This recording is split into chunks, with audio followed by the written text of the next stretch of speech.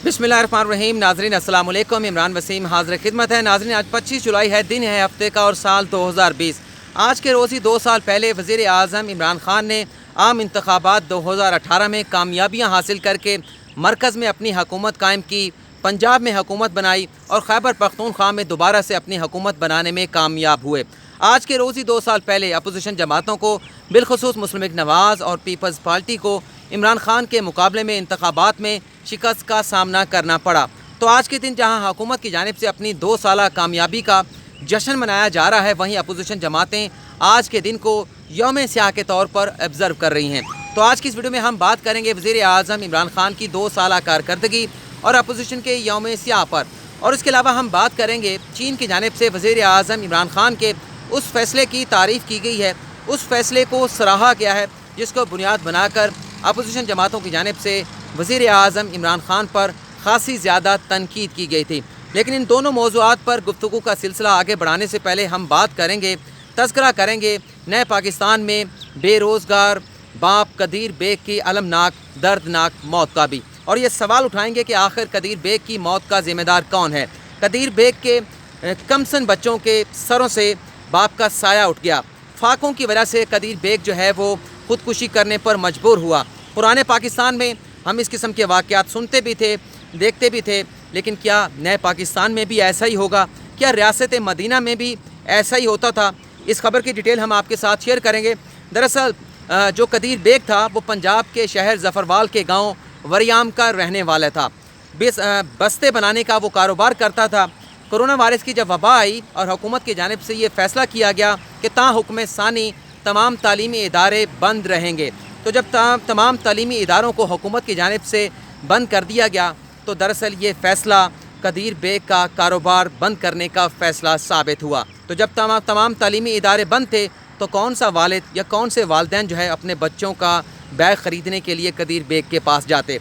हुकूमत का ये फ़ैसला कोरोना वायरस की वबा की वजह से कदीर बेग का जो कारोबार था वो तबाह कर गया। कदीर बेग ने अपने घर के मामलात को चलाने के लिए माइक्रो फाइनेंस बैंक से कर्ज भी ले रखा था, लेकिन जब तमाम चीज़ें ही बदल गईं, कारोबार ख़त्म हो गया, बेरोज़गारी शुरू हो गई, कारोबार उसका ख़त्म हो गया, तो उसके लिए घर के मामलात को चलाना मुश्किल हो गया। घर में झगड़े भी रहते थे और फाके भी होते थे। जैसे कैसे कदीर बेग ने अपनी छोटी ईद उल फितर तो गुजार ली, लेकिन बड़ी ईद पर बच्चों की जानिब से नन्ही ख्वाहिशात के इजहार का सिलसिला शुरू कर दिया गया। 3 उसके बच्चे थे। 7 साल की आयशा थी, 5 साल का रहमान था और 3 साल का रेहान था। बच्चों की जानिब से इन ख्वाहिशात का इजहार किया जाने लगा कि अब्बू जी हमें नए बकरीद के ऊपर जो है वो नए कपड़े ले दें, हमें नए जूते ले दें। और जब आखिरी दिन बच्चों ने एक मरतबा फिर अपनी इस नन्ही ख्वाहिश का इजहार किया कि अब्बू जी हमें आप नए कपड़े ईद पर क्यों नहीं ले के देते, हमें जूते नए क्यों नहीं ले के देते, तो कदीर बेग जो है वो दिल बर्दाश्ता हो गया और बच्चों से कहा कि चलो मेरे साथ चलो, मैं आपको नए कपड़े भी लेके देता हूँ, आज आपको नए जूते भी लेकर देता हूँ। बच्चों को लेकर वो घर से निकल गया और एक जगह पर जाकर बैठा, वहाँ पर ख़ुद भी जहर पिया और बच्चों को भी धोखे से जहर पिला दिया। कुछ देर के बाद जब बच्चों की हालत गैर हुई, वो तमाम वालिद समेत बच्चे जो है वहाँ पर बेहोश हो गए, तो वहाँ पर बैठे हुए लोगों ने रेस्क्यू 1122 को फ़ोन किया। रेस्क्यू वाले आए, उन्हें उठाकर जो है वो DHQ हॉस्पिटल नारोवाल लेकर रवाना हो गए, लेकिन रास्ते में कदीर बेग इंतकाल कर गया। बच्चों की हालत को संभाल लिया गया, उनकी ज़िंदगियों को बचा लिया गया, लेकिन उन्हें फ़र्दर मेडिकल ट्रीटमेंट के लिए लाहौर के चिल्ड्रन हॉस्पिटल जो है वो भिजवा दिया गया। लेकिन नाज़रीन सवाल ये पैदा होता है कि कदीर बेग जो फाकों की वजह से, बैंक की वजह से जो कर्ज़ अदा नहीं किया जा रहा था, वहाँ से उसे परेशानी का सामना था। घर में फाके थे, घर के मामलात ज़िंदगी आगे नहीं बढ़ पा रहे थे, बच्चों की जानिब से नन्ही ख्वाहिशात का इजहार किया जा रहा था, तो वह मजबूर होकर ख़ुदकुशी करने पर मजबूर हुआ, ना कि अपने साथ अटैम्प्ट की, उसमें कामयाब भी हुआ और बच्चों को भी वो अपने साथ जो है वो अगले जहान ले जाना चाहता था, लेकिन बच्चे उसके बच गए। लेकिन सवाल ये है कि पुराने पाकिस्तान में भी ऐसा ही होता था। वज़ीर आज़म इमरान ख़ान ने जब आम इंतखाबात 2018 में कामयाबी हासिल की थी, तो उससे पहले ये वादा किया था कि वो नए पाकिस्तान में रियासत मदीना की बुनियाद रखेंगे, नए पाकिस्तान में रियासत मदीना बनाएंगे, जिसका हुक्मरान खलीफा हज़रत उमर फ़ारूक ये ऐलान करता था कि अगर मेरी रियासत में, मेरी हुक्मरानी में, मेरी खिलाफत में किसी दरिया के किनारे कोई कुत्ता भी मर गया तो मुझे उस पर भी अल्लाह के सामने जवाबदेह होना होगा। तो कौन जवाबदेह होगा कदीर बेग की इस मौत का कि वो भूखा मर रहा था घर पे, उसके पास पैसे नहीं थे घर में खाने पीने की चीज़ों ख़रीदने के लिए, बच्चों की नन्ही ख्वाहिशात को पूरा करने के लिए कौन ज़िम्मेदार है? क्या इमरान खान ज़िम्मेदार है? क्या वज़ीर आला पंजाब उस्मान बुज़दार इसका ज़िम्मेदार है? इसका कोई तो जवाब देगा ना अल्लाह के सामने। यहाँ जवाब नहीं देगा तो अल्लाह के सामने देगा, लेकिन वहाँ पर वो लोग भी ज़िम्मेदार होंगे। हम सारा मलबा इमरान खान या उस्मान बुज़दार पर नहीं डाल सकते। उसके साथ साथ वो लोग भी ज़िम्मेदार हैं जो उनके अतराफ़ में रहते थे, जो उनके हमसायों में रहते थे। उन्होंने भी ये जानना गवारा नहीं किया कि उनके हमसायों में ऐसा एक घर रहता है, एक ऐसी फैमिली रहती है जो मजबूर हो चुकी है, जो ख़ुदकुशी के बारे में सोच रही है और आगे आने वाले दिनों में ख़ुदकुशी भी कर सकती है। नाज़रीन, इस किस्म के वाक़यात जब मैं किसी अखबार में पढ़ता हूँ, मेरा ज़ाती तौर पर दिल जो है वो खून के आंसू रोता है। आखिर ये सिलसिला कहाँ जाकर रुकेगा? कहाँ पर जाकर ऐसे वाक़यात का इख्तिताम होगा कि हम अपने रियासत जो है अपने शहरियों की ज़िंदगियों की हिफाजत नहीं कर सकती? और आइन के पाकिस्तान में लिखा है कि रियासत पाकिस्तान शहरियों के जानो माल को तहफ़्फ़ुज़ फराहम करेगी। आखिर शहरियों के साथ किया हुआ रियासत पाकिस्तान का ये वादा आखिर कब पूरा होगा?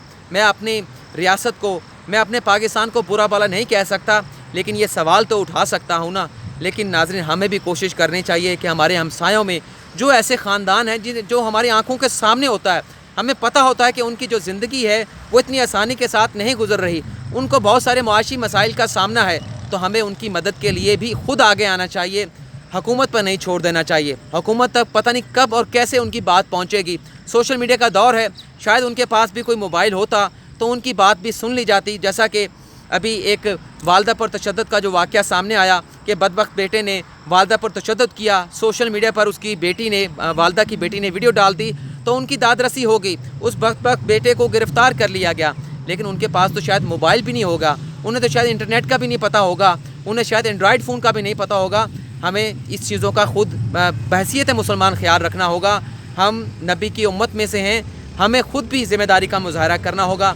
मेरे पास अल्फाज नहीं है इस खबर को बयान करने के कि किस तरह से खबर आज जब मैंने अखबार में पढ़ी तो किस तरह से मेरा दिल जो है वो खून के आंसू रो रहा था। और इससे पहले भी जो एक वाक़या मैंने कल की वीडियो में बयान किया था कि वालदा पर तशद्दुद का और एक वालदा से वालाना मोहब्बत का, इस तरह के वाक़यात से हमें सबक हासिल करना चाहिए। अगर अल्लाह ताला ने हमें कुछ दिया है तो उसमें से गरीबों का हिस्सा भी हमें निकालना चाहिए, और गरीबों का हिस्सा निकालते हुए हमें बिल्कुल भी जो है वो क्या कहते हैं, कंजूसी का मुजाहरा नहीं करना चाहिए। अब हम आगे चलते हैं, इससे ज़्यादा मुझसे बात नहीं की जा रही। वज़ीर आज़म इमरान खान की 2 साला कारकर्दगी और अपोजिशन के यौम स्याह पर हम बात करते हैं। आज सोशल मीडिया पर आपने देखा होगा 2 ट्रेंड चल रहे हैं, एक 25 जुलाई यौम स्याह के नाम से और दूसरा ट्रेंड चल रहा है इलेक्शन चोरी के 2 साल के। और इस ट्रेंड के साथ अपोजिशन जमातों की जानिब से आज यौम स्याह जो है ऑब्ज़र्व किया जा रहा है।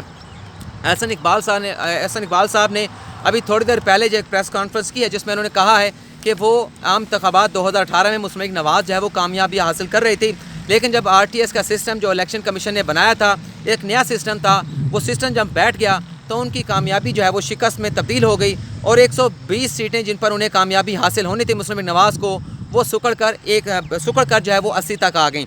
लेकिन नाज़रीन, ये जो हुकूमत की जानिब से, अपोजिशन की जानिब से इस किस्म का इल्ज़ाम लगाया जाता है, अगर हुकूमत का ये मुतालबा इतना दुरुस्त है, लेकिन हमने किसी जगह पर नहीं देखा कि इस मुतालबे को लेकर अपोजिशन खुद जो है वो आगे चली हो।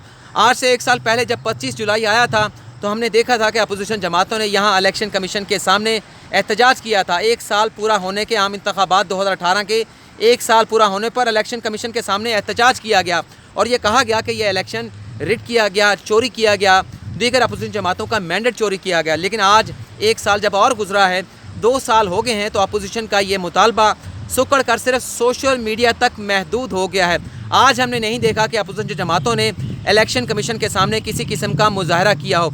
इसी किस्म का इल्ज़ाम वज़ीर आज़म इमरान खान ने भी लगाया था 2013 के इंतखाबात में, लेकिन वो अपने इस इल्ज़ाम को लेकर आगे चले थे। उन्होंने धरना भी दिया था, आज़ादी मार्च भी निकाला था और यहाँ पर डी चौक के सामने वो धरना देकर 126 दिन बैठे रहे थे। और जब तक हुकूमत की जानिब से कमीशन बनाने के लिए तहकीकात करने का फ़ैसला ना कर लिया गया था, वो यहाँ से उठकर नहीं गए थे। और फिर हमने देखा, चाहे उनका इल्ज़ामात जो है वो गलत साबित हुए थे सुप्रीम कोर्ट के सामने, लेकिन वो अपने इल्ज़ाम को आखिर तक मंतकी अंजाम तक पहुँचा कर वापस आए थे। लेकिन यहाँ पर अपोजिशन जमातें इमरान खान को सिलेक्टेड भी कहती हैं, इंतखाबात में धांधली की बात भी करती हैं, लेकिन हम देखते हैं कि अपोजिशन जमातों की जानिब से इस इल्ज़ाम पर ना कोई जलसा किया जाता है, ना कोई धरना दिया जाता है, ना कोई लॉन्ग मार्च किया जाता है। लेकिन इल्ज़ामात का सिलसिला जो शुरू हुआ था किसी और जगह से और आज सोशल मीडिया तक महदूद हो चुका है। لیکن اب ہم کوئکلی جو ہے وہ اپنی آخری خبر پر بات کریں گے۔ جیسا کہ میں نے آپ کو بتایا کہ چین نے وزیر اعظم عمران خان کے اس فیصلے کی تائید کی ہے، تعریف کی ہے، جس پر وزیر اعظم عمران خان کو اپوزیشن جماعتوں کی جانب سے خاصی زیادہ تنقید کا سامنا کرنا پڑا تھا۔ اصل میں ہوا یوں ہے ناظرین کہ آل چائنا یوتھ فیڈریشن کی جانب سے پاکستان کو خط لکھا گیا ہے، جس میں یہ کہا گیا ہے، بلکہ جس میں وزیر اعظم عمران خان کے کرونا ٹائیگر فورس کے قیام کو سراہا گیا ہے، اس کی تعریف کی گئی ہے اس فیصلے کی۔ اس خط میں یہ کہا گیا ہے حکومت پاکستان کے کہ چین کو بھی کرونا وبا کے باعث معاشی اور سماجی چیلنجز کا سامنا ہے۔ چین وبائی چیلنجز سے نمٹنے کے لیے ٹائیگر فورس کے تجربات سے استفادہ حاصل کرنا چاہتا ہے، سیکھنا چاہتا ہے۔